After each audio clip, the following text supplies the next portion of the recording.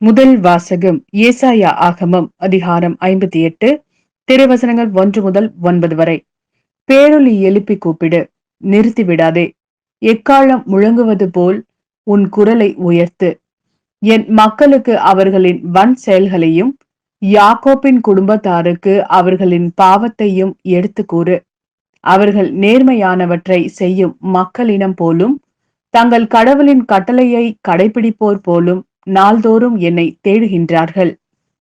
என் நெறிமுறைகள் பற்றிய அறிவை நாடுகின்றார்கள்.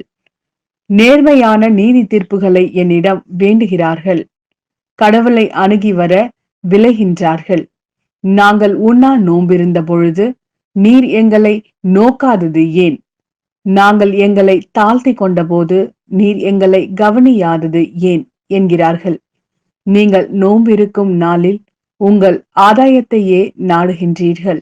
உங்கள் வேலையாள்கள் அனைவரையும் ஒடுக்குகின்றீர்கள். இதோ வழக்காடவும் வீண் சண்டையிடவும் கொடும் கையால் தாக்கவுமே நீங்கள் நோம்பிருக்கிறீர்கள். இன்று போல் நீங்கள் உண்ணா நோம்பிருந்தால் உங்கள் குரல் உன்னதத்தில் கேட்கப்படாது.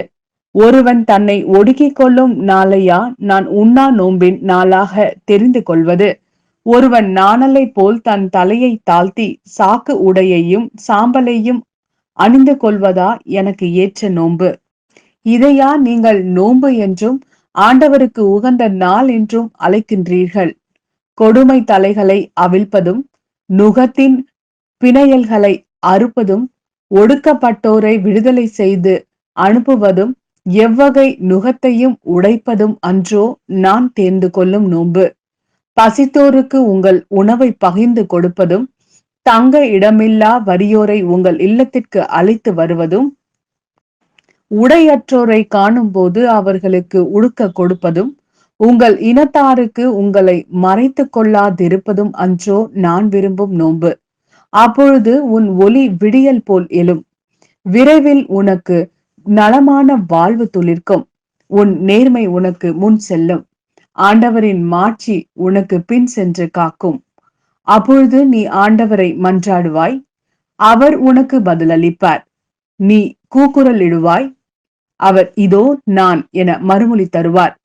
உன்னிடையே இருக்கும் நுகத்தை அகற்றிவிட்டு சுட்டி காட்டி குற்றம் சாட்டுவதையும் பொல்லாதன பேசுவதையும் நிறுத்திவிட்டு. இது ஆண்டவரின் அருள்வாக்கு. இறைவா உமக்கு நன்றி. மத்தேயு எழுதிய நற்செய்தி அதிகாரம் 9 திருவசனங்கள் 14 முதல் 15 வரை.